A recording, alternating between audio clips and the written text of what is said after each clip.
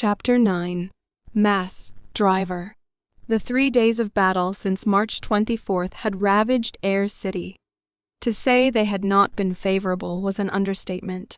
The city was teetering on the brink of collapse, waiting for the final blow that would snuff out its life. It had shrunk to a mere 4 kilometers around the central government dome, its final stronghold. The A.E.U.G fleet, once dominant in A.E.U.G city skies, had seen more than half its forces decimated, retreating to the distant haven of Side 5's airspace. On the ground, the once formidable mobile suit units of the defense forces were on the verge of annihilation. Only in the most critical strongholds, like the spaceport and the government dome, did any semblance of organized resistance persist. Even the city's subterranean sanctuaries had been violated, with suppression force mobile suits breaching residential areas. Amidst this, the surviving new Decide soldiers who had been fighting while leading the defense forces in each area were summoned to the central government dome.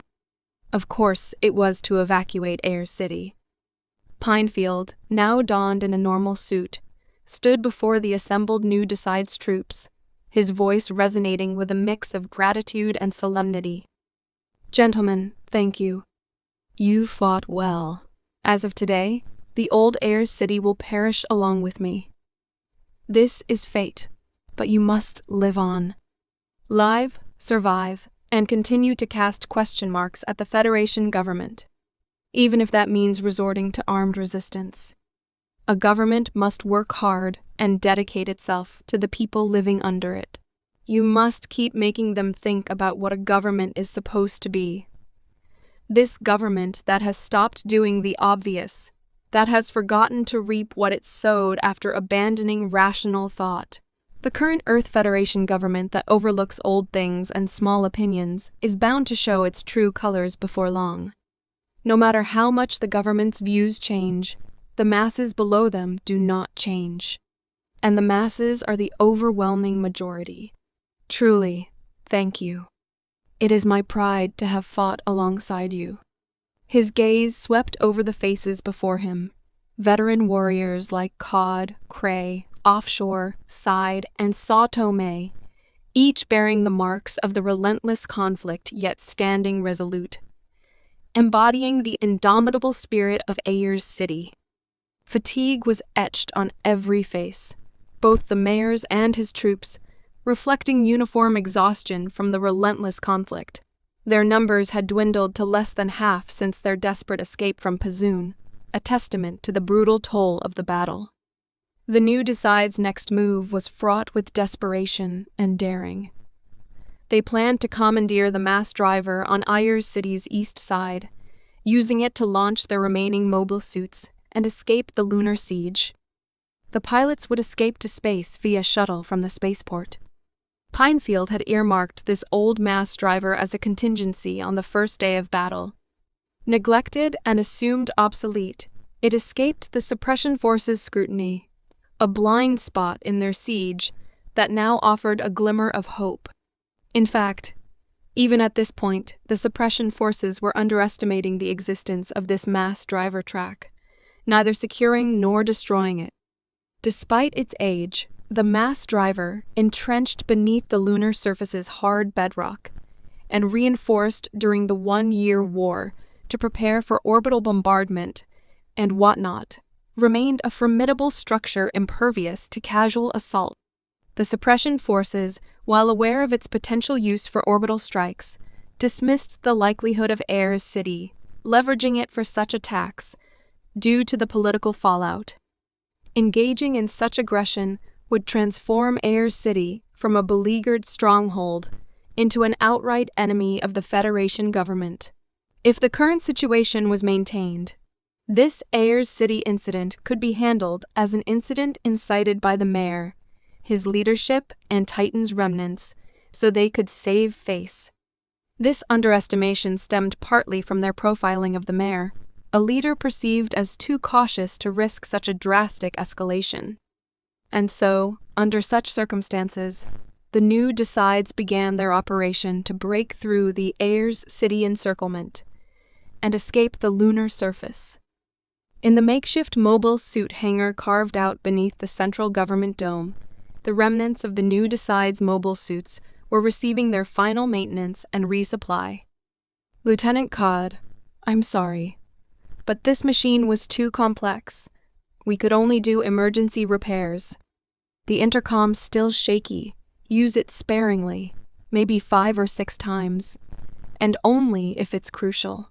On a brighter note, we've outfitted it with a micro-missile launcher. It's not much, but it's something integrated into the IMPC's weapon control. Cod, understanding the gravity of their situation, nodded in acknowledgement. Yeah, I get it. Thanks for everything. His voice carried a mix of gratitude and resolve as he sealed himself within the cockpit. The apologetic-looking mechanic offered a hopeful good luck from the temporary catwalk. The Mark V advanced, each step echoing with the weight of its massive frame. You took care of me. I appreciate it. Exiting the central government dome's heavy equipment entry hatch, the Mark V presented its ferocious form in front of the evacuation unit's mobile suit group that had taken up alert positions. Tosh's team, take the spaceport like we planned. I'll secure the mass driver's launch track. Remember, every sacrifice here could save 10 of our comrades. Press on, no matter what. Cod gave them all a pep talk. These were his last orders as the new Decides leader. Cod and Offshore's unit headed to secure the mass driver launch track on the east side of the city. Meanwhile, the unit led by Cray would secure the spaceport on the south side of the city. The remaining troops had begun mobile suit launch preparations underground at the central government dome. For the defense at the spaceport, mobile suit units could be swiftly deployed using the supply delivery track, extending from under the central government dome that Cray had used on his first day in A.E.U.G City. But the same couldn't be done for the mass driver. They had to advance roughly 10 kilometers on the surface, where enemies awaited. The launch track seizure unit, composed of a mishmash of mobile suits like the Mark V at the head, Zeku-1, Zeku-2, A.E.U.G City Militia's Gym 2, and Gym 3, quietly began their movement. To conceal their actions, the remnants of the A.E.U.G City Militia deployed around the government dome opened flashy gunfire to draw the attention of the suppression forces, providing indirect support to the mass driver seizure unit. Ryoru Roots of the EXS Gundam, who had been on support duty on various fronts as a roaming unit for days, was on standby with 2 Z2 at a rear supply camp. Ensign Sigmund Shade's Z2+, previously crippled by an encounter with new Decides Josh Offshore on the first day, was loaded onto an HLV heavy lift vehicle for material supply and returned to the mothership, and thanks to non-stop overnight repairs by the Pegasus 3 mechanics, it was back in action on the 4th day after being hit. Roots, West, Shade. New hostiles emerged from the central dome. Immediately intercept them. You guys are the only ones who can move. Upon hearing Manning's sortie request coming through the EXS Gundam's cockpit, Roots tossed the coffee-flavored nutrient tube he was sucking on into the duster hole beside the seat and started up the machine. Fatigue was evident on his face. He looked like he had aged 10 years in the last few days. It's the big shot again. Man, he sure works people hard. Even the Gundam isn't all-powerful, you know. EXS, Rio Roots, preparations complete. Z2 Unit 1, Tex West, preparations complete. Z2 Unit 2, Sigmund Shade, ready for launch. As soon as he heard the Z2+ team's response, Roots opened the throttle fully. Let's go, you bastards. The trio of Gundams soared into the lunar expanse, their ascent marked by the dazzling blaze of thrusters, casting a luminescent glow against the stark moonscape. As the new Decides launch track seizure unit, led by Cod, clashed with the frontline troops of the suppression force, the battlefield was ablaze with the light of beam weapons. Josh, have your unit circle around to the right flank and draw the enemy's attention. But don't overextend. Cod's command cut through the chaos just as He dispatched another Gym 3 with a swift slash of his beam saber. Vividly colored beams danced around him. Understood, drawing them out. First assault team on me. Tighten intervals between each company and commence firing within effective range. Intense beam weapon exchanges erupted with whooshes and hums. Concentrated beam volleys pierced the torsos of the suppression force's Jim-IEs, instantly reducing them to wreckage. Ensign, we did it. Offshore was surprised by the young voice confirming the kill that reached his ears. If it were a new Decides member, they wouldn't report each kill to him. Who just confirmed that kill? In that time, Offshore's Zeku-1 had already taken out the 3 suppression force mobile suits surrounding it with precisely calculated movements. Those moves were the result of Offshore's training. He, too, was definitely not a new type. This series of actions was something he had gained through his own training, a manifestation of moves he had drilled into his body over a long time, no different from what a skilled martial artist would display. Ensign Offshore, please let us accompany you. He realized the voice belonged to the White Force young soldiers. Why were they willingly facing death? Offshore felt anger for the first time, but he didn't know what the target of that anger was. He didn't know where to direct his anger. He thought the target of his anger might not be the enemy right in front of him, but it was still vague. You fools! Why are you here? You shouldn't have come. Return to the central government dome and disarm. Please let us fight to the end. We beg you. We definitely won't be a hindrance. At that moment, he heard another young scream saying, "Wah!"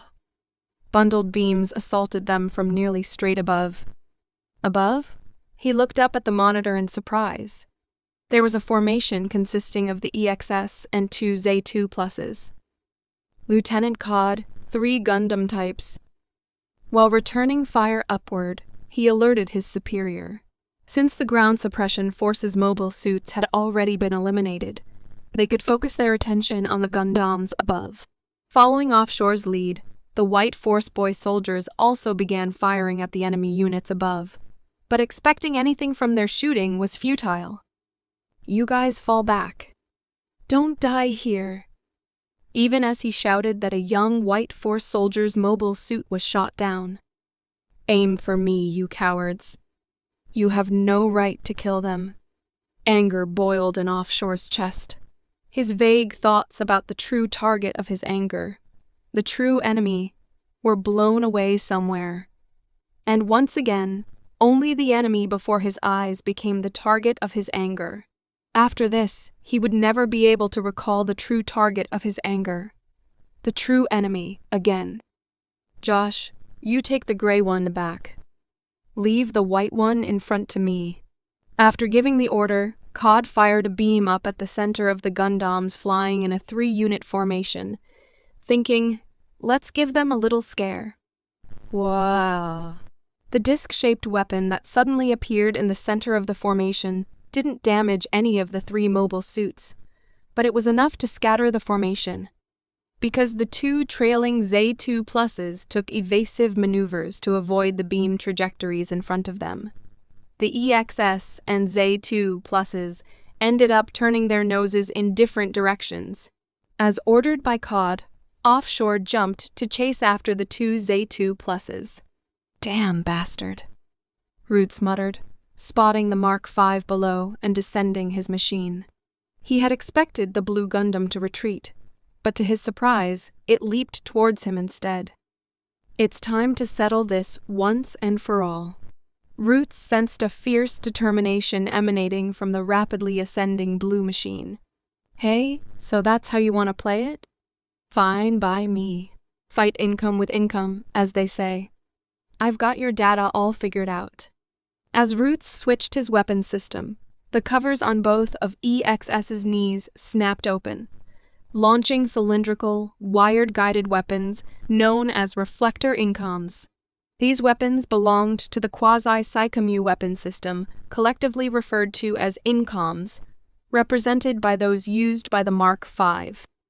However, the reflector incoms themselves possessed no offensive capabilities. They were auxiliary weapons, simply referred to as eye fields. By firing other beam weapons at these reflector incoms, the power of their field could refract the beam's trajectory. In a sense, they were like mirrors that could bend beams.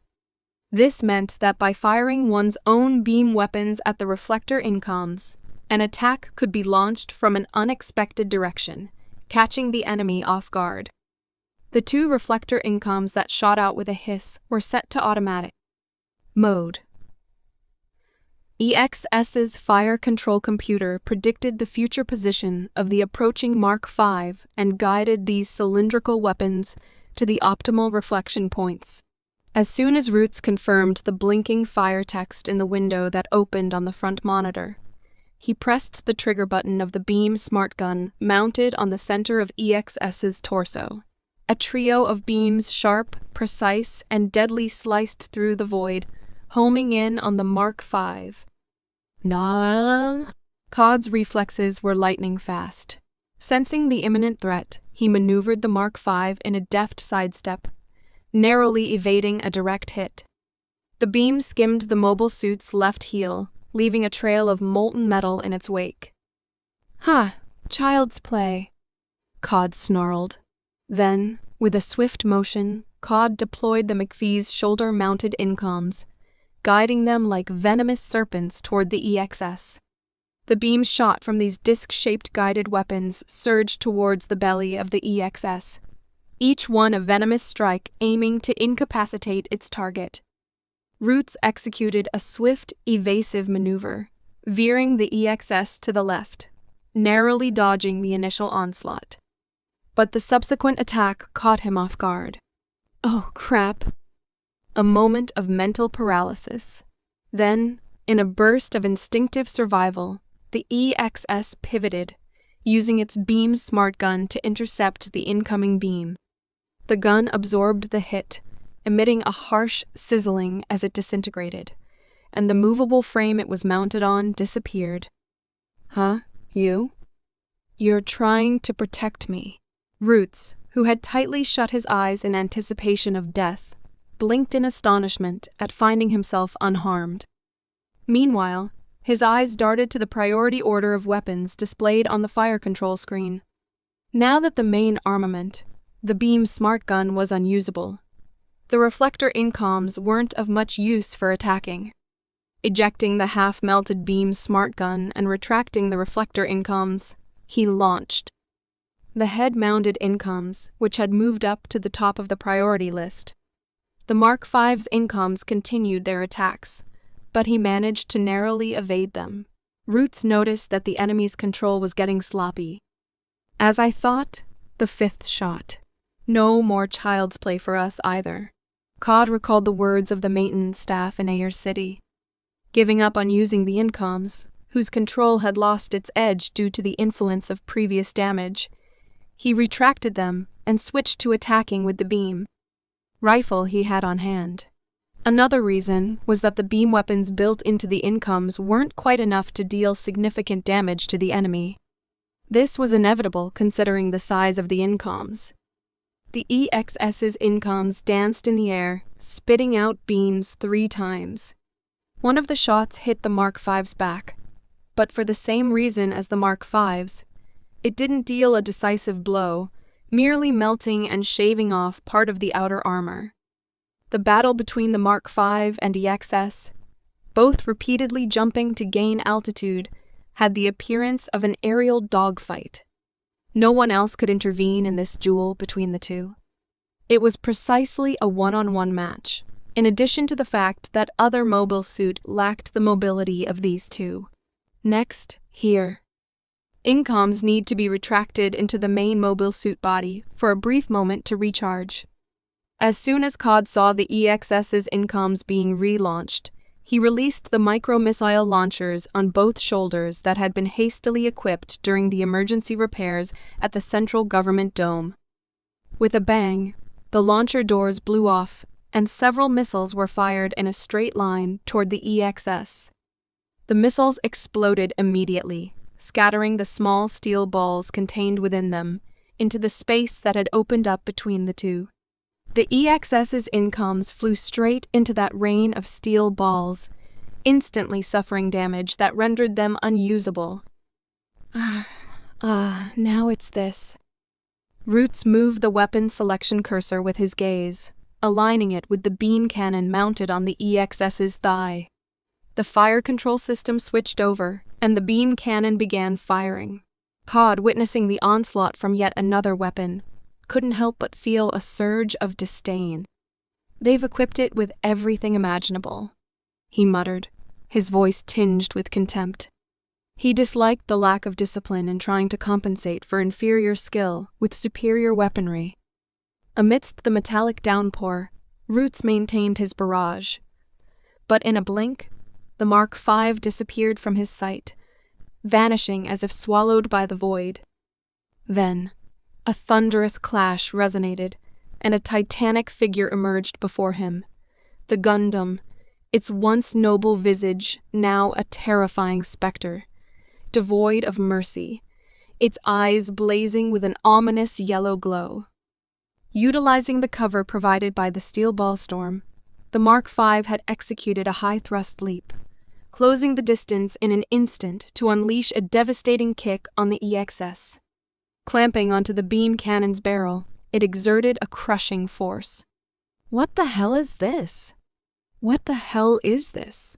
The rough voice of the Mark V's pilot vibrated through the EXS's armor plates, reaching Roots in the cockpit. "Old man, just drop dead already," he screamed involuntarily, driven by fear. "Don't make me laugh, you mere alien. Go ahead and scream, cry out, howl. You brat. I'll crush you. I'll crush you right now. I'm not an alien. I'm human. No matter how superior you or that Gundam may be, to stand in the way of my skill." The torrent of incoherent language. It prompted a change in the EXS's other will. "Alice, my mother imparted 2 lessons. To be human, and to be a human who engages in war. Yet, those who wage war dance on the edge of insanity, a trait foreign to my being. If madness were to infect me, it would signify a flaw, a deviation from my intended function, potentially leading to my own undoing. The dichotomy of wills within me is perplexing. One man's justice becomes another's atrocity. They stand in stark opposition, unable to reconcile. Should I then embrace one as the true logic, dismissing the other as mere fallacy? No. Both are steeped in their own brand of insanity. Neither holds the monopoly on truth. There must be another path. The internal battle rages on, the dual wills vying for dominance. No, resist the intrusion. Stay away from the core of my logic. A surge is coming. Something profound and transformative is unfolding. Yes, the realization dawns on me. I must forge my own path, guided by a will that is uniquely mine. Am I destined to succumb? Must my existence be marked by a fall? With a thunderous clash, the EXS's thigh-mounted beam cannon disengaged as the movable frame automatically released, allowing the knee crusher to thrust forward and strike the Mark V's chest fiercely. Staggering and swaying, the Mark V fell and crashed onto the lunar surface. The EXS also lost balance and landed in a sitting position. Cod clenched his back teeth, enduring the pain as he righted the machine. Blood from a previously shattered molar seeped into his mouth, painting it red. As the Mark V straightened its posture, a beam saber was gripped in its right hand, and the beam blade extended with a whoosh. Meanwhile, Roots also came to his senses from the strange event that seemed to have been driven by something. Seeing the image of the Mark V on the monitor, he tried to have the EXS prepare for close combat, when a beam saber automatically flew out from the EXS's knee pocket with a whoosh and was gripped in its right hand. What the hell? I didn't operate it like that. Stop this damn war. I don't want to be a pilot anymore. As Roots screamed, shaking his head violently from side to side, the Mark V's beam saber lunged towards him, filling his field of vision. Die, you alien brat. Roots was thrown into a panic.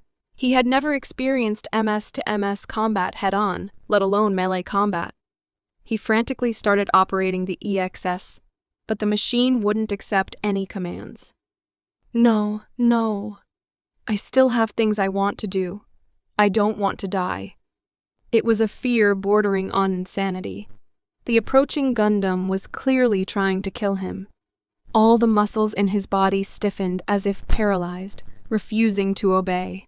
After clearly recognizing the discomfort of his testicles shrinking and retreating into his body, his mind went blank. The intense nausea and the uncontrollable flow of tears were the last physiological responses that made him perceive death as a reality. I don't want to die, Alice. The will to survive and the desire to preserve the species. Wonderful things that only living creatures, only humans possess. Validation. The hiss of the beam saber, a whisper of annihilation, vanished something from existence, and with it a spark flew from Root's consciousness. Even though I'm piloting the S Gundam, did I die? It probably wouldn't take more than a few seconds for the beam blade to pierce through the steel giant's belly. Memories of his life up to now, too short to be called a life, raced through his head. Those few seconds felt very long. Thud, thud, thud. It was the Mark V that collapsed. The tip of the EXS's saber, which had slipped underneath, beautifully sliced through the Mark V's torso. And the two remained in that posture, as if they were statues, frozen in place. No way. Just as Cod's consciousness was about to fall into a dark abyss, he dreamed of being embraced by a beautiful blue planet. It felt as if his will had made a great leap across a vast distance in an instant. That was enough for him, and he definitely smiled. Finally, I can return. To Earth. The Mark V's body emitted a flickering pale blue light from its severed mouth, and after trembling slightly, as if gasping its last breath, it exploded. Did we win? In the cockpit of the EXS Gundam, which had jumped to escape the explosion, Roots stared at the Mark V's fading light with a peculiar sense of gratitude for life. He pondered the man he had dueled, who had so readily cast him as the alien. What measure of a man was he? Meanwhile, unbeknownst to them, the new D-sides had seized the mass driver trajectory and spaceport. Yet, an unseen shadow began to cast itself over the lunar surface, heralding a new chapter of uncertainty.